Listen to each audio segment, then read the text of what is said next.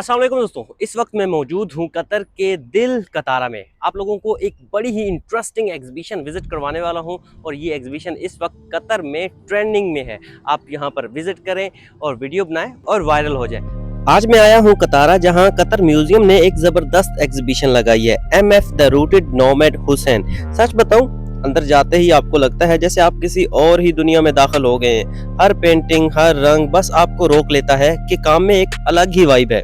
थोड़ा सा कल्चर, थोड़ा सा सफर, थोड़ी सी जिंदगी की हसीन कहानियां, और सब इतना खूबसूरत है कि आप कैमरा रखना ही भूल जाएंगे। अगर आपको आर्ट पसंद है या अपनी जिंदगी में पुरसकून या हसीन तजर्बा चाहते हैं तो इस एग्जीबिशन को लाजमी विजिट करें। बाकी तमाम तर डिटेल डिस्क्रिप्शन में मौजूद है। वीडियो पसंद आए तो लाइक, कमेंट, शेयर करना मत भूलिएगा। मिलते हैं नेक्स्ट वीडियो में। शुक्रिया, खुदा हाफिज।